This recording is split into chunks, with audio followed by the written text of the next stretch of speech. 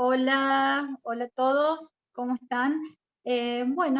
Con respecto a mí, yo fui adoptada, o sea, ilegalmente en realidad, toda adopción que no sea con papeles no es adopción, sino apropiación. Me cuesta, hasta el día de hoy, me cuesta muchísimo decir que he sido apropiada porque no soy de la época de los militares, o sea, yo nací antes de la época de los militares, por lo tanto, no me consideraba apropiada. Pero bueno, me enteré a los 16 años que a mí me adoptaron y cuando empiezo a investigar un poco, fue una compra, o sea, a mí me compraron en una clínica que se dedicaba en realidad a atender normalmente a las pacientes, pero también a todas aquellas chicas que no querían o que no podían o que quizás les mentían, porque en realidad no sé cuál es la verdad, en mi caso todavía no lo sé. Em, Capaz que le hayan dicho que nació un bebé y que murió, como también es muy común eso, y bueno, así como terminé en una familia, gracias a Dios, una familia maravillosa es la que me tocó, que me crió de la mejor manera, me educó de la mejor manera, y bueno, eso sería muy resumida cuál es mi situación.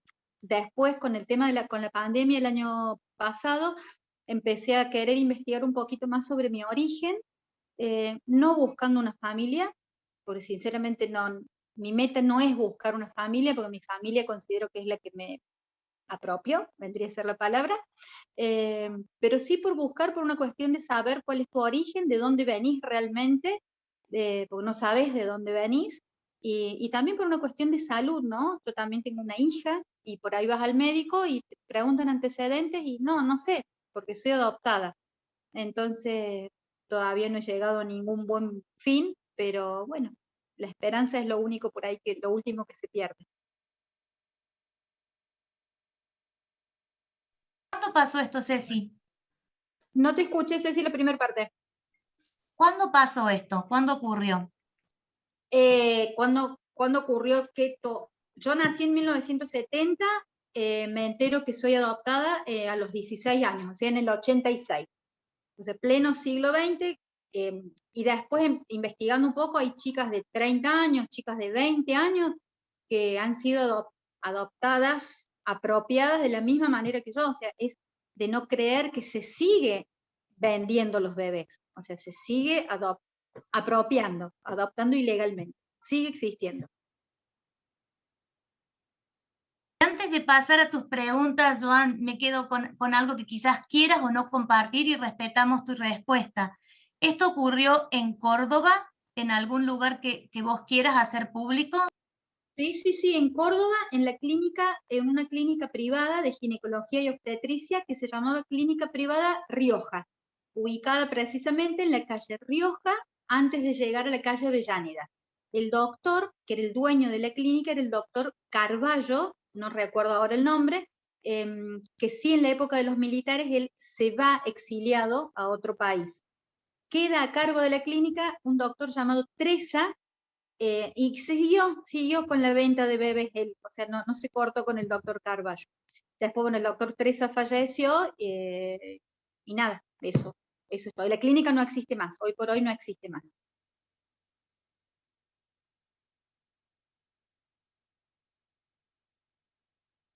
No se te escucha, Ceci. No, muy Ay, fuerte, digo, muy fuerte. Joan, no sé las preguntas que vos quieras hacerle, en función vos has estado también estudiando un poco el caso de ella, así que si te acordás alguna otra cosa. Sí, primero, bueno, saludarte, Ceci. hola, Eh, Joan. ¿Cómo estás? Muchísimas gracias por compartir este espacio y contarnos tu relato. ¿Cómo estás? Bien, corazón, bien, y me gusta la verdad esto de compartir, porque la verdad es lindo por ahí que se enteren cómo son las cosas, ¿no es cierto? Así que está bueno, está muy bueno esto. Mira, me presento. Mi nombre es Juan, soy estudiante de psicología de la UNC y miembro de Justicia Urbana. Yo leí y me vi los videos y me traté de informar todo por lo que pasaste y me pareció fascinante. Es por eso que me siento honrado de que estés acá. En el grupo vimos cosas similares, pero es distinto ver que también ocurrió en Córdoba. Por allí nos imaginamos que ocurre lejos, pero bueno, esto ocurrió acá en Córdoba y bueno, entendemos que puede ser un tema sensible y bueno, vamos a desarrollar más talleres, pero queríamos charlar con vos sobre este tema. Tengo algunas preguntas que me gustaría dirigirte, si me permitís. La primera sería, ¿cuáles son tus pensamientos acerca de este negocio de compra-venta de bebés que hubo y sigue habiendo?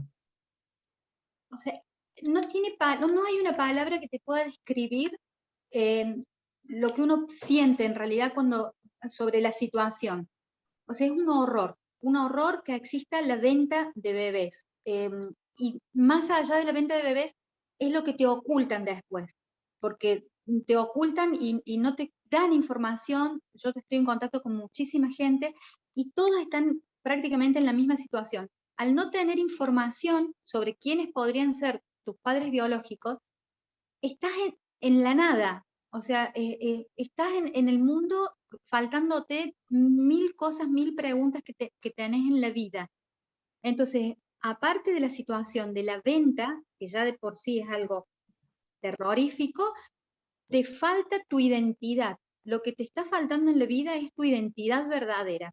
Porque si te crías en una hermosa familia, o no, hay gente que se ha criado en familias, pobrecitos, también de terror, pero no tenés tu propia identidad y te la niegan. Y eso es tan feo como la compra de bebés. O sea, es como una mezcla de cosas. Claro, por supuesto. Mi segunda pregunta al respecto sería, con las personas que durante este recorrido vos conociste que pasaron situaciones similares, capaz que no la misma, pero podían ser similares, ¿se organizaron entre ustedes para ayudarse de alguna forma? Sí, hay muchos grupos, hay muchos distintos tipos de grupos que te ayudan para búsquedas de origen, como contención, para orientación, para ver qué pasos podés seguir cuando te enterás por dónde empezás, porque aparte tenés millones de preguntas y entonces estos grupos te ayudan mucho. Son grupos de distintas redes, hay grupos de WhatsApp también que te ayudan mucho. O sea, hay gente que le pega más fuerte que otra. O sea, hay gente que realmente que le pega mal y como que entra en un estado también de depresión, y otras que no, o sea, que lo toman de otra manera. Y a estas redes, ¿cómo accedemos? Si hay una persona que descubre que pasó por esto, ¿cómo accede a estas redes? ¿Cuál sería, por ejemplo, grupos o...? En los grupos, por ejemplo, en Facebook, y bueno, ahora se han trasladado a Instagram, pero en Facebook tenés muchísimos. Buscando el origen es una que es muy importante. Buscando el origen es una de las más importantes. Adopciones Córdoba, o sea, vos entras en un solo de esos grupos y ya ahí te van a salir cientos de otros grupos. Y realmente la cantidad de gente que está en la misma situación o peor, de no creer, de todas las edades, gente mucho más grande que yo y gente joven, que es lo que más me llama la atención. Claro, se difundió bastante en las redes. Perdón, Sí. Buscando el origen es de Marcelo Núñez, es quien Sí, tiene un programa de radio sí. con esta causa, ¿no? Sí, porque él también está en la misma, él está en la búsqueda de su origen. Entonces también ayuda muchísimo y está como luchando mucho, lucha también contra todo lo que es la burocracia, toda la mentira que existe en los derechos humanos acá, no sé, en Córdoba y a nivel país también. Por ejemplo, soy apolítica, yo aviso que soy apolítica, pero por ejemplo acá existe en el país un banco de sangre. Supuestamente cualquiera podemos tener acceso a ese banco de sangre, pero no, lamentablemente un grupo político se ha adueñado de ese banco de sangre, y si vos no sos de la época de los militares no te podés hacer análisis ni nada por el estilo para saber si puede haber algún familiar tuyo por ahí. Claro. La verdad es que debe ser una gran herramienta para alguien que recién descubre que estuvo en esta situación y que pasó por lo mismo.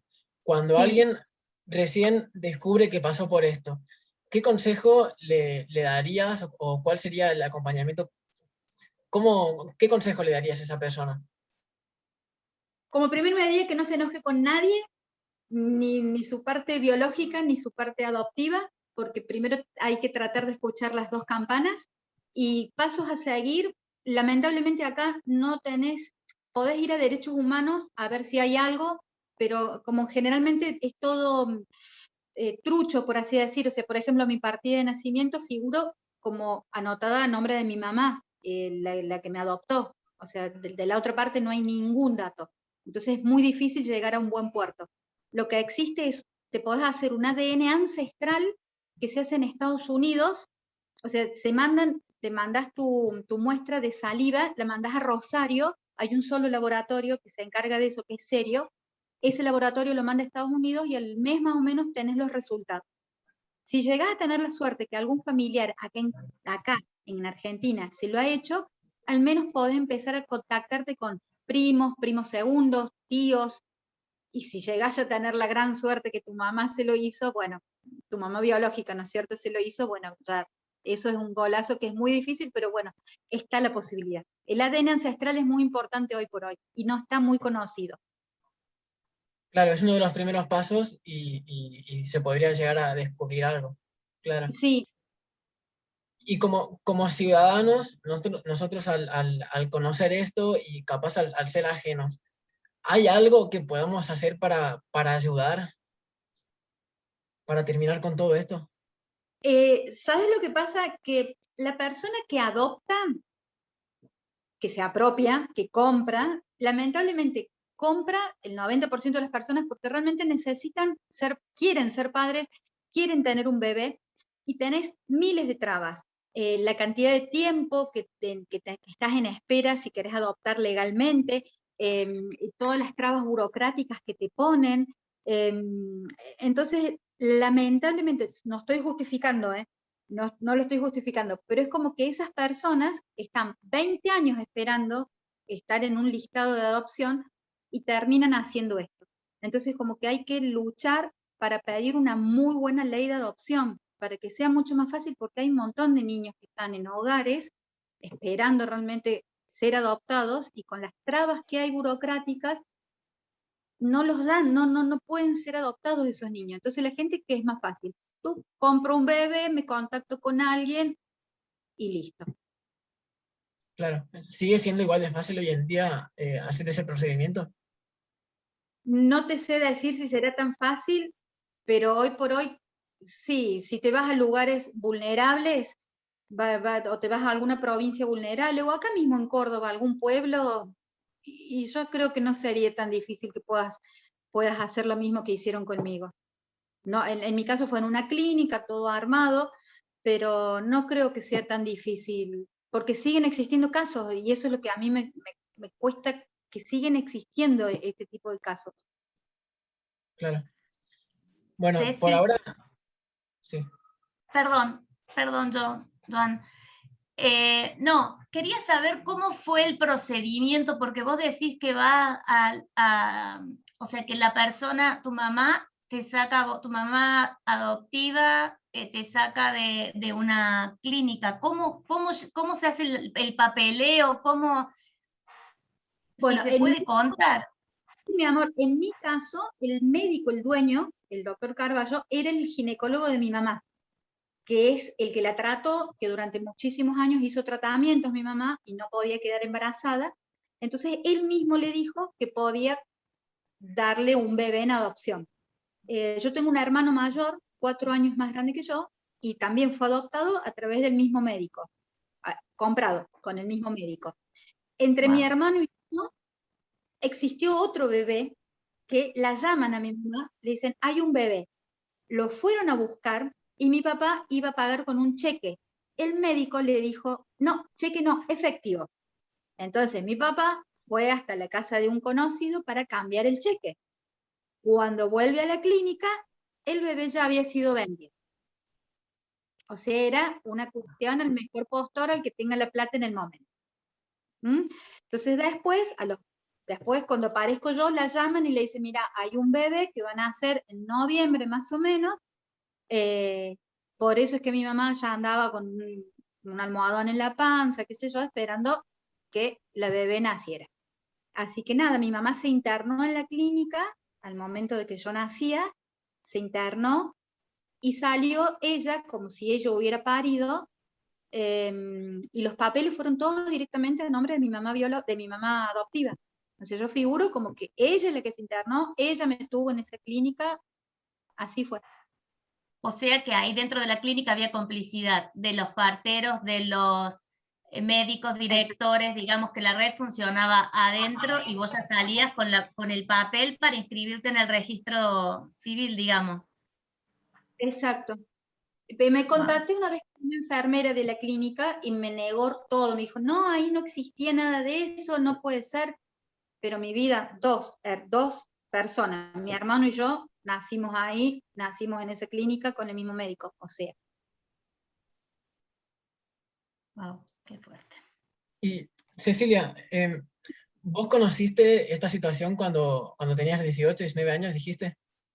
Sí, a los 16, o sea, a los 16 me enteré, pero lo presentí toda la vida.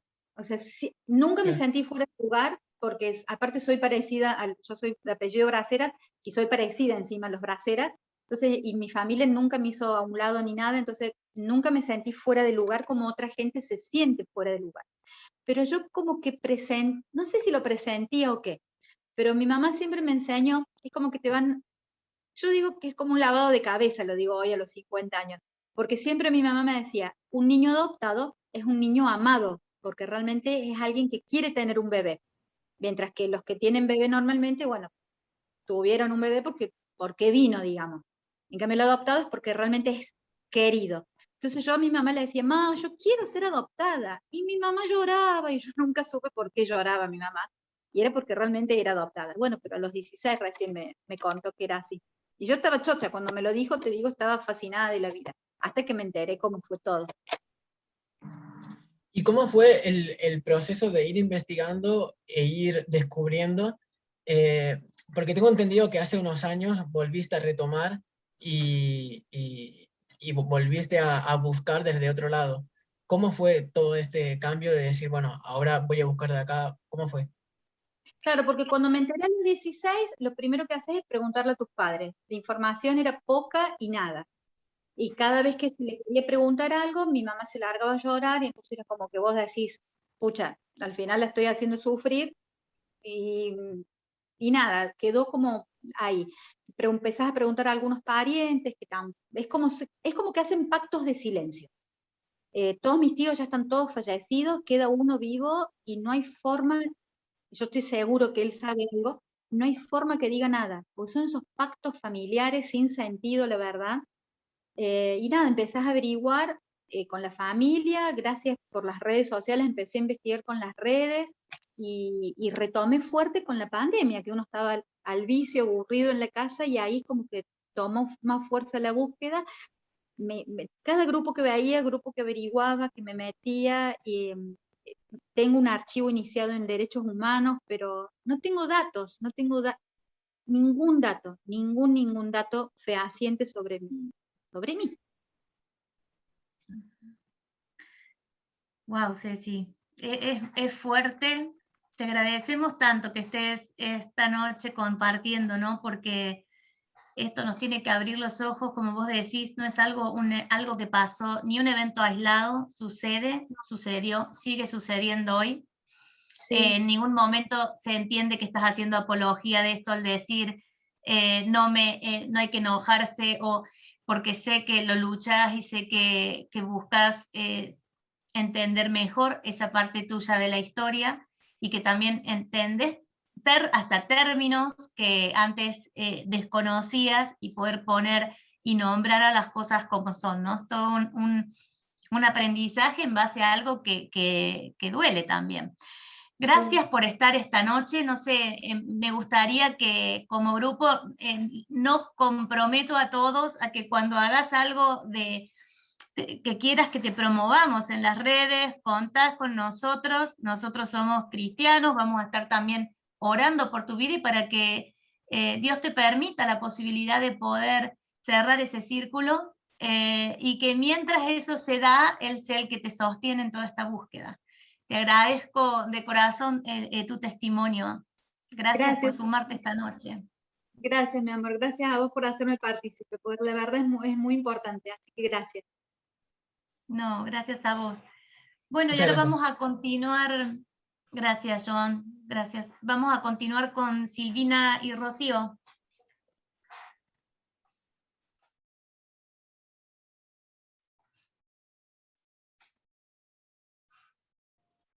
Bueno, buenas noches a todos. Yo soy Rocío, ella es Silvina, y ahora en la noche vamos a estar hablando sobre desapariciones y adopciones ilegales. Primero vamos a hablar sobre un tema y después vamos a desarrollar el otro tema y al final vamos como a unirlo. Vamos a empezar hablando sobre las desapariciones que Silvina les va a compartir. Bueno, comenzando con el tema de las desapariciones, primero queremos orientarnos un poco, darles un poco de información para que comprendan bien en qué nos vamos a abarcar en todo el resto del taller y que puedan ir siguiéndolo paso a paso. Primero planteamos las categorías, porque en las desapariciones tenemos las involuntarias, las voluntarias y las involuntarias, y por el otro lado los hechos ilícitos y los hechos lícitos.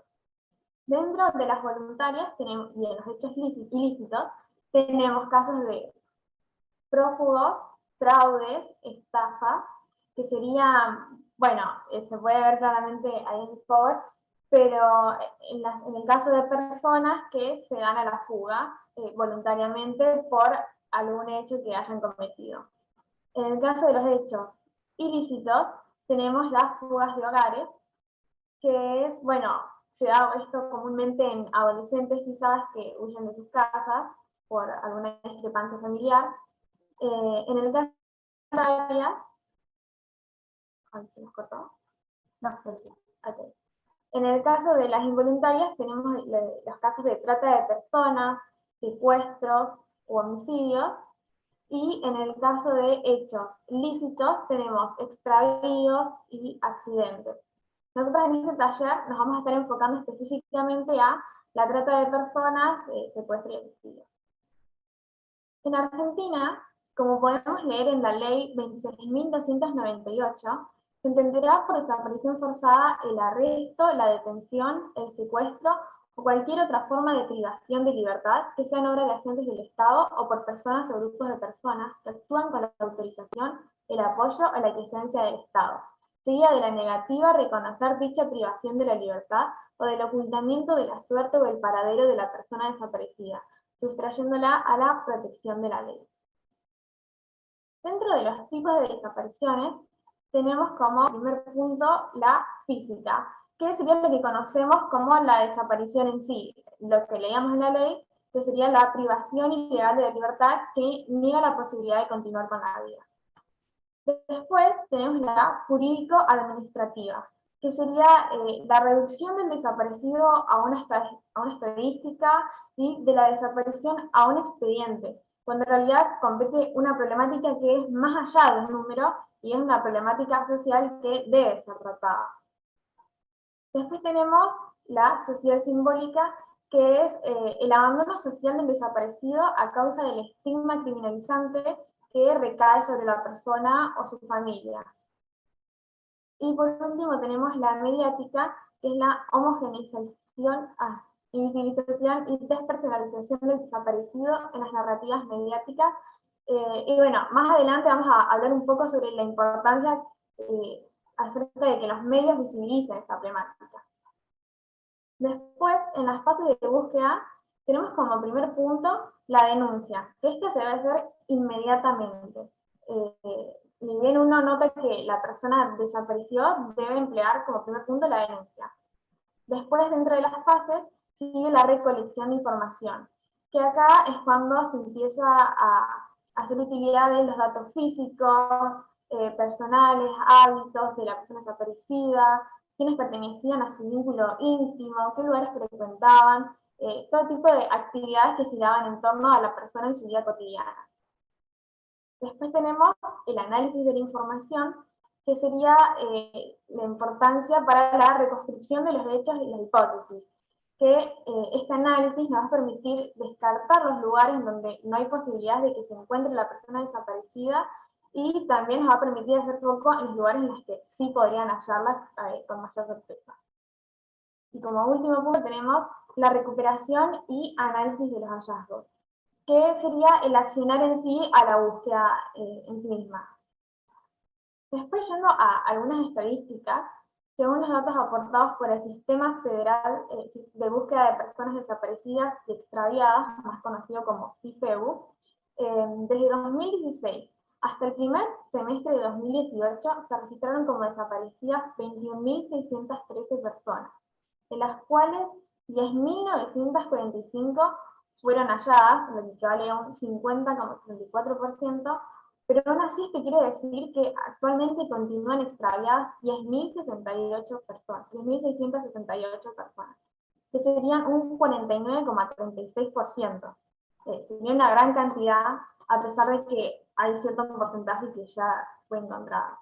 Y la mayoría de las más de estas 21.000 denuncias se concretaron en la provincia de Buenos Aires, en un 24%, seguida por Córdoba en un 15%, y la ciudad de Buenos Aires en un 15%. De estas 21.000 personas, el 46% son hombres y el 54% son mujeres. Y el 51% son adultos y el 49% menores.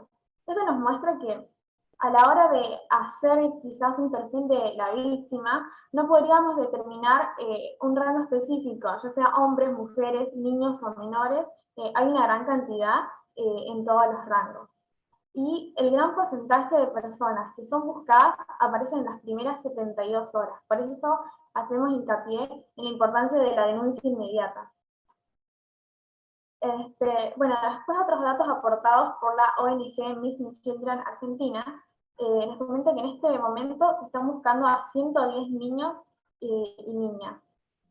Según el registro, acá en Argentina hay 46 chicos y chicas que están perdidos y 23 que ya fueron hallados. Esta organización también publicó un registro de 38 personas que desaparecieron cuando eran menores, pero que al día de hoy ya son adultos y aún no se conoce nada de su paradero. A nivel nacional existe el Registro Nacional de Información de Personas Menores Extraviadas. Esta base da cuenta de 27 menores que están siendo buscados al 18 de junio de este año, o sea 2021, de los cuales 7 coinciden con la información aportada por Missing Children, entre los que se encuentra Sofía Herrera. Y en el transcurso del 2020 hubo un total de 87 denuncias de búsqueda de personas. Y recordemos que la cantidad de denuncias se vio disminuida por el aislamiento, pero no significa que no haya habido muchos casos, porque por ejemplo en 2015 hubo un total de 136 denuncias por desaparición. Y bueno, ahora Rocío nos va a estar comentando algunos casos de acá de Argentina. Bueno, en primer lugar, voy a comentar sobre Fernanda Aguirre, que el 25 de julio del 2004, mientras la selección argentina jugaba la final de la Copa América, en Entre Ríos, una Fernanda de 13 años salió a buscar un encargo a la casa de una vecina, y después de eso no se volvió a saber nunca más nada de ella. Tenemos el caso también de Florencia Penachi, una joven de 15 años que salió de su departamento de Palermo el 16 de marzo del 2005, y hasta hoy no se sabe qué ocurrió con su vida. La única persona que se la vinculó con la desaparición fue un comisario inspector, Jorge Omar Cipolla, que intervino desde el principio en la causa y más tarde fue denunciado también por participación en redes de trata. Con el tiempo también otras víctimas de trata que lograron escapar dieron testimonio de haberla visto, pero antes de hacer la denuncia fueron amenazadas y no se llegó a nada. El caso de María Cash, desaparecida el 8 de julio del 2011 cuando tenía 29 años. Lo último que se supo de ella fue que tomó un micro en la terminal de Retiro hacia San Salvador de Jujuy y fue vista por última vez en Salta. En 2018, una mujer contó que su ex esposo, un integrante del servicio penitenciario, estaba también vinculado con esta desaparición, y a los días de ir a hacer la denuncia también apareció toda golpeada y ya después no quiso testificar más. El caso de Marita Verón, que el 3 de abril del 2002, cuando tenía 23 años, salió de su casa en el centro de Tucumán para un chequeo médico. Cuando un auto rojo apareció, le pegaron en la cabeza y se la llevaron. Una víctima de trata contó que pasó por manos de un proxeneta, que la tuvo en su casa y después la vendió por 2.500 pesos en una busquería en La Rioja. El caso más actual que es conocido es de Guadalupe Belén Lucero, del 13 de junio del 2021 en San Luis, Cuando tenía 5 años, jugaba con sus primos en la vereda y se la llevaron. Pues también Sofía Herrera, el 28 de septiembre del 2008, la familia de Sofía fue a pasar el día en un camping a 60 kilómetros del sur de la ciudad de Río Grande, en Tierra del Fuego, y también cuando tenía 3 años se la llevaron, de hoy no se sabe nada de ella.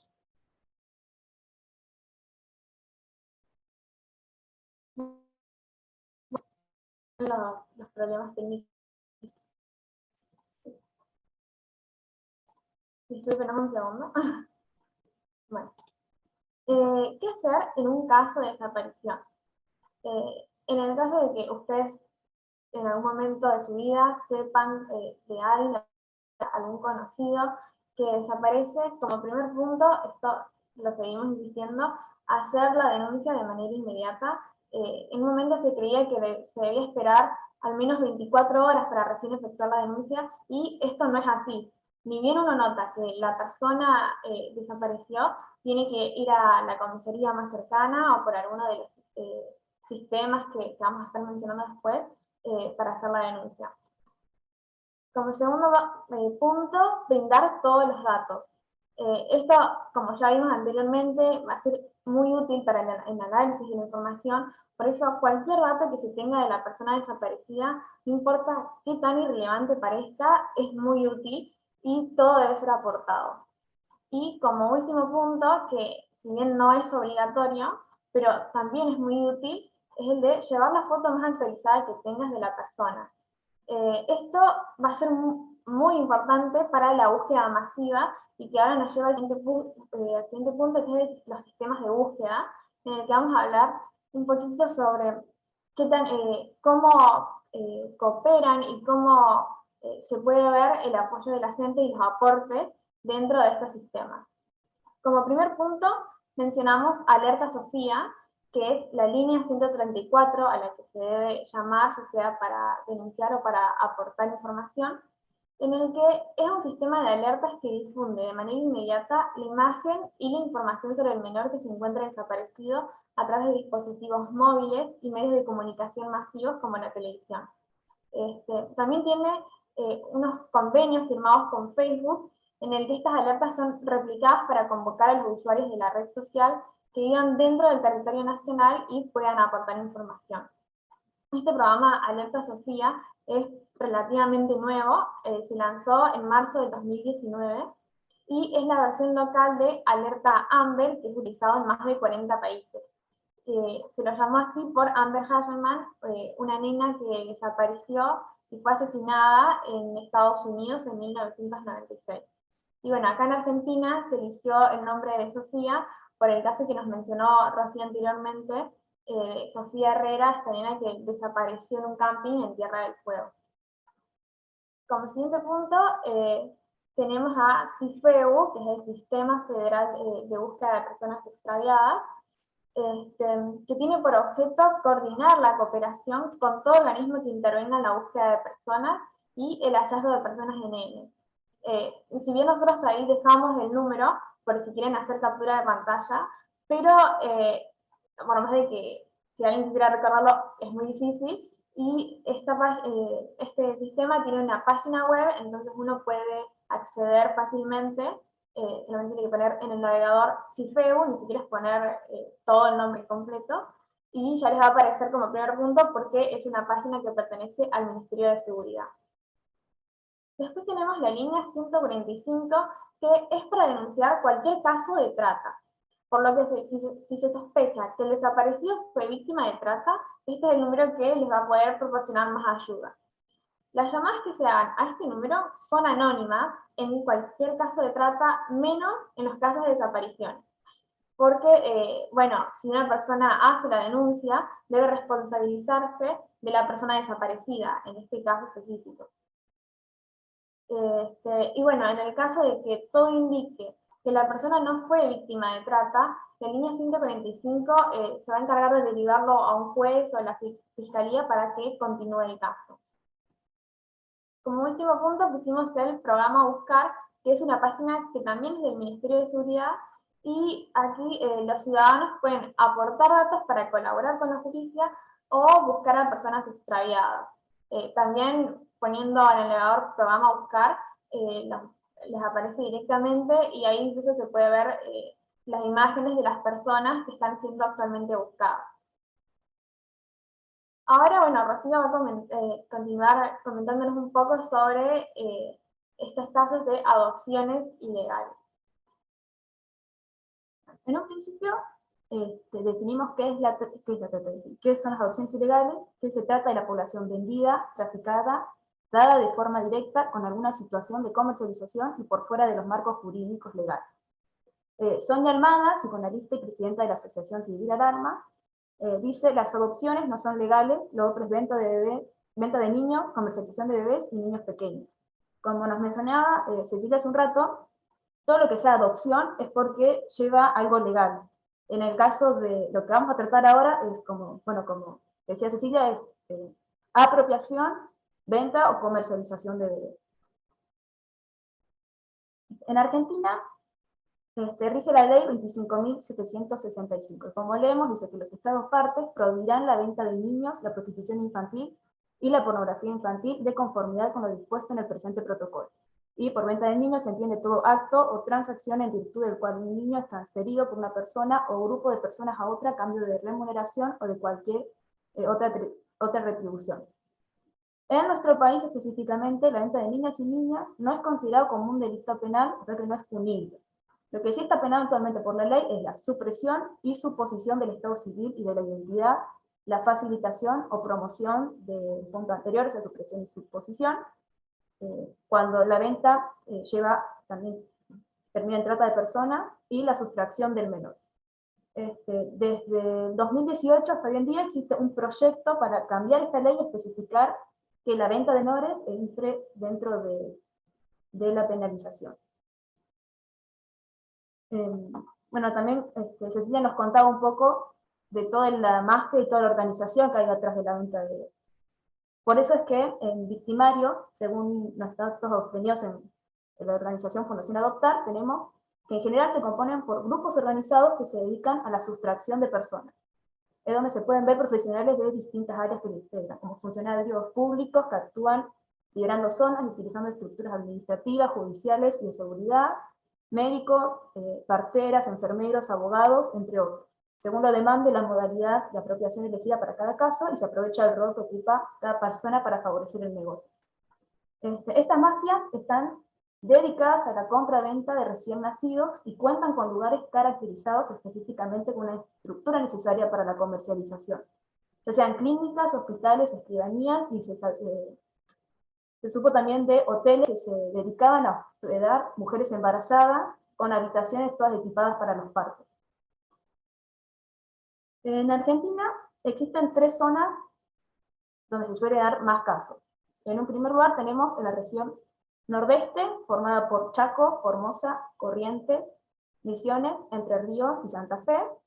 Después tenemos la región noroeste, conformada por Salta y Santiago del Estero, donde Santiago del Estero con Añatuya, que es un pueblo, como que también se sabe de muchos casos que se dieron de ventas de bebés, y Salta, que últimamente se incorporó al circuito delictivo, donde se registraron aproximadamente 200 bebés desaparecidos en los últimos 10 años, donde el propio Poder Judicial está involucrado en las desapariciones.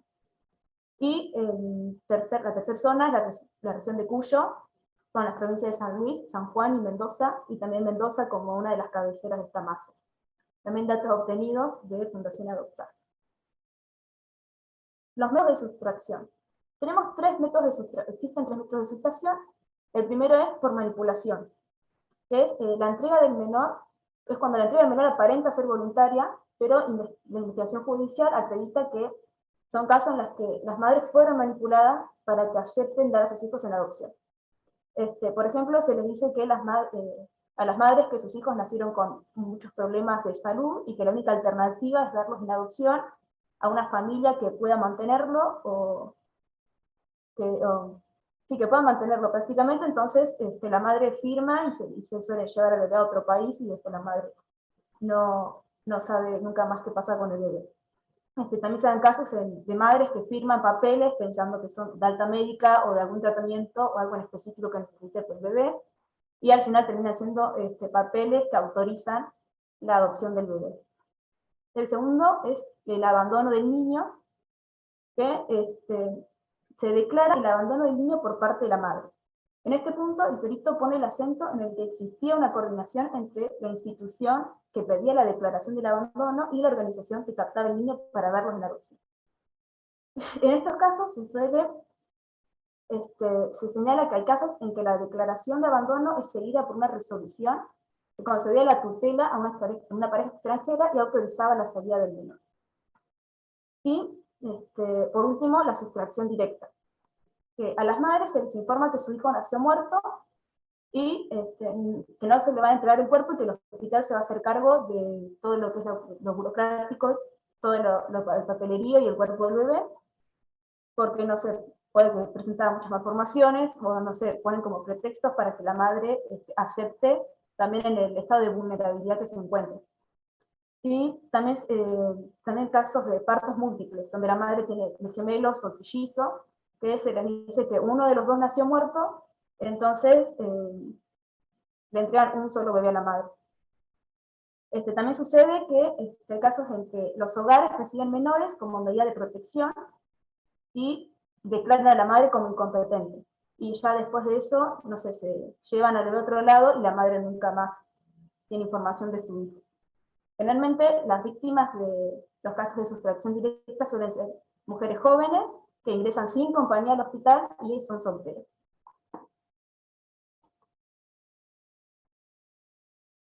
Según Fundación Adoptar, los avances tecnológicos, la desregulación de las fronteras, el uso masivo de las redes sociales y el anonimato de las transacciones, como sucede habitualmente en toda actividad criminal organizada, permitieron el avance y el aumento de este negocio de eventos y eventos. A su vez, también existe que en el mundo las adopciones web, que es donde se dividen en mamá panza y mamá corazón, donde mamá panza es la mujer que tiene el bebé y no puede tenerlo y lo quiere vender. Y mamá corazón es la que recibe el bebé y lo compra. Todo esto es organizado por la administración, por quien administra las redes sociales. ¿Qué pasa con los bebés robados? Además de ser bebés que cumplen el rol de hijos dentro del territorio argentino, también pasa de bebés que se llevan a otros países, que cumplen el rol de hijos en países extranjeros. También se dieron casos de niños para desguace de órganos, para ser utilizados como materia prima en la industria de la pornografía y la prostitución en forma de abuso infantil, para sexualización y abuso en foros pederastas, y para la utilización de sus cuerpos en ritos satánicos. Como nos contaba también Juan Cecilia, y en Argentina, el gobierno como que no se hace cargo de la búsqueda en caso de apropiaciones, y los orígenes en Argentina son muy artesanos. Existen dos fundaciones. Tenemos una que es Aralma, que es una asociación civil dedicada a la asistencia, a investigación y capacitación en infancia, adolescencia y familia, fundada en 2003. Se trata de una alianza de organizaciones, organismos profesionales y activistas que trabajan para abogar los derechos del niño. Entre ellos se encuentra, para abogar los derechos de niños, que entre ellos se encuentra el conocer a sus padres biológicos y mantener un vínculo con ellos, aunque estén separados o algunos se encuentren en prisión, salvo que este vínculo pueda provocarle daño. Y la otra organización es Fundación Adoptar, que es una ONG también que lucha en contra del robo de bebés de todos los tiempos, la trata de recién nacidos, el abuso infantil y la pornografía infantil. Y ahora Vaselina va a pasar a comentarles también algunos casos que se dieron acá en Argentina. Bueno, acá decidimos poner la noticia para que puedan ir leyendo más que nada el titular, yo las voy a estar comentando un poco. Y bueno, en este caso dice: partos en la clínica de Doña Elena, desamparo legal para los bebés robados antes de la dictadura. Bueno, en esta noticia se menciona un caso en el que la mujer que daba luz fue engañada por su propia madre, que la llevó a esta clínica de Doña Elena, en la que después de parir no volvió a ver nunca más a su bebé. Entonces, bueno, incluso en el titular se puede ver que declara casos antes de la dictadura, como nos contaba Cecilia, porque esto pasaba antes, pasaba durante y después de la dictadura, pero a veces se lo vincula específicamente a esta etapa histórica.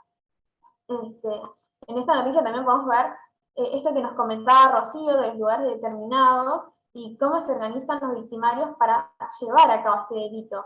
En esta clínica había gente que ya sabía que específicamente se daba mucho esto de las ventas de bebés, entonces había mujeres que llegan directamente a comprar ahí, o en el caso de esta madre que fue directamente para que su hija diera, bueno, involuntariamente a su hijo. Y en la noticia se comenta que esta señora actualmente tiene 68 años. Entonces encontrar información es muy difícil, porque tanto la partera como quienes estuvieran implicados en este delito actualmente se encuentran muertos porque ya fue hace muchos años que ella dio a luz. Por eso, bueno, hablábamos un poco de la importancia de continuar de visibilizar primero que nada y de las agrupaciones que se encargan de urgente de recabar información. La siguiente noticia dice la historia de Marcelo, un cordobés que lleva años buscando a su mamá biológica en Mendoza. Acá también había mencionado a Cecilia este señor Marcelo, que él incluso tiene un programa de radio en el que, bueno, él en la noticia acá también comenta que la única información que tiene actualmente de su madre es que es de Mendoza, que vino a estudiar a Córdoba y ahí es cuando lo tuvo a él. Pero eso es todo lo que pudo recabar a día de hoy. Él tiene 55 años y no tiene una información exacta o muy precisa de dónde poder encontrar. Por esto que también mencionaba hace un ratito, es gente que quizás por la edad es muy difícil seguir encontrando información porque muchas de las personas que llevaron a cabo actualmente ya no están en los mismos cargos o ni siquiera continúan con vida. Y también en la noticia, si quieren después entrar a verla, es muy interesante, y más noticias incluso que se pueden encontrar, en el que él remarcaba esto de cómo influye no conocer a tus verdaderas raíces. En la noticia Marcelo comentaba que no se sentía parte de su familia a pesar de que había tenido buenos cuidados y es cómo afectaba esto a su identidad. En la siguiente noticia tenemos este lugar que nos mencionó Rocío, que es Añatuya. Añatuya es un pueblo de Santiago del Estero en el que la población en general está desempleada y no tiene los recursos necesarios para subsistir, por lo que acudían a la venta de bebés a cambio de plata, alimentos o lo que sea para cumplir con sus necesidades. En algunos casos habían incluso madres que no querían dar a sus hijos, entonces tenían que irse del pueblo para poder parir sin que sus hijos sean apropiados, ya que había una masa muy grande de gente que se aprovechaba de estas vulnerabilidades de las personas que estaban ahí. Y en la última noticia nos fuimos a un caso más global, por así decirlo, que dice el aberrante negocio de la venta de recién nacidos granjas de bebés en Malasia.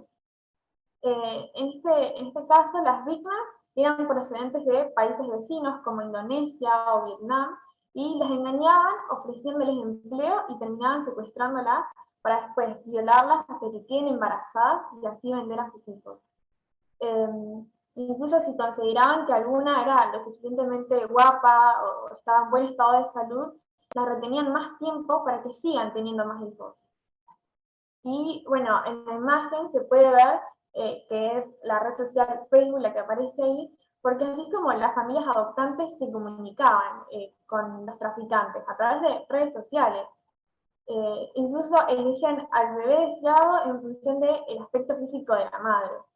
Y acá podemos ver cómo esto se relaciona un poco con incluso lo que estuvieron diciendo, comentando en el taller pasado los chicos de mendicidad, porque en la noticia dice que muchos de estos niños se quedan sin comprador debido a que los padres adoptivos elegían en función de si eran muy lindos, si esto o lo otro.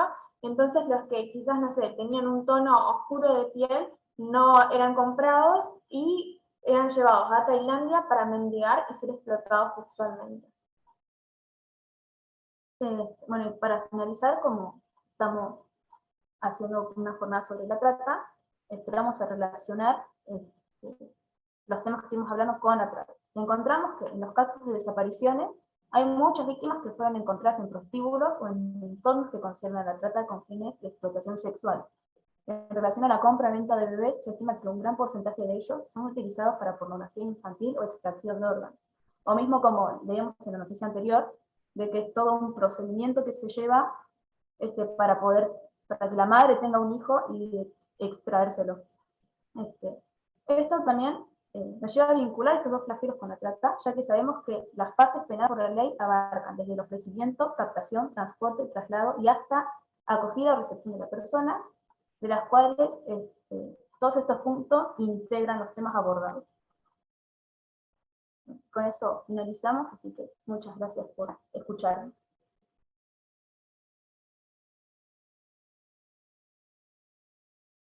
Gracias, chicas. Nancy, ¿estás por ahí? Sí, acá estoy. Bueno, agradecemos a todos por conectarse. Ha estado muy impactante el taller, muy fuerte.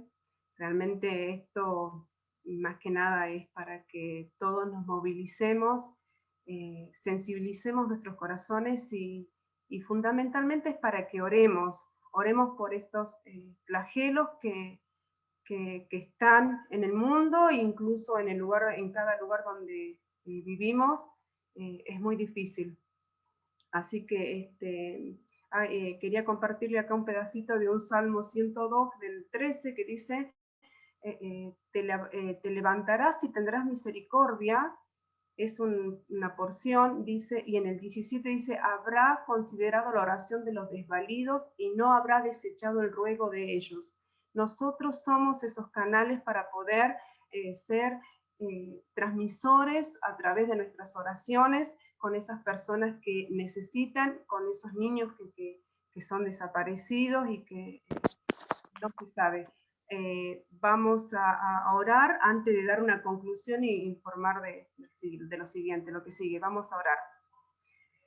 Amado Dios y Padre Celestial, te damos gracias por este taller, gracias por todos los participantes y queremos pedirte en primer lugar que vos obres en los corazones de estos flagelos, de estos cautivos. Te lo ponemos en tus manos, te lo entregamos a vos para que vos obres en cada una de estas cosas que son tan injustas, que el mundo hace y que lastima mucho a las personas.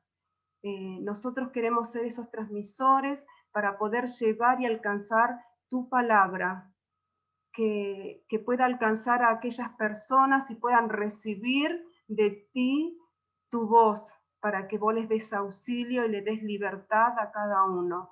Entregamos en tus manos y también entregamos en tus manos los siguientes talleres porque sabemos que estamos difundiendo y estamos cumpliendo con lo que vos pedís por aquellos desvalidos. Gracias, Padre, por Cecilia Bracera, gracias por su testimonio y te pedimos también por ella que vos sigas guiándola en esto que ha comenzado. Te agradecemos por todo, en el nombre de Cristo Jesús. Amén. Bueno, invitamos, agradecemos, creo que ya había agradecido por todos los que están acá presentes, invitamos para el siguiente taller, que también va a estar muy lindo. El siguiente taller, bueno, muy lindo en la información que vamos a recibir. Es muy importante que estemos informados y aprendemos bastante también. Bueno, el siguiente taller se llama Matrimonio Forzado y Matrimonio Infantil, que va a estar dado por Magalín Núñez y Marcos Cisterna. Lo invitamos que todos se conecten, que continúen con este taller, y también nos va a visitar Raicy Marte González, que es licenciada en Derecho y especialista en Derechos Humanos y Derechos Internacional Humanitario. Así que no se lo pierdan. Así que bueno, agradecemos a todos. ¿Sí? Ceci, no sé si querés agregar algo, querés preguntar algo. No, solo una cosita.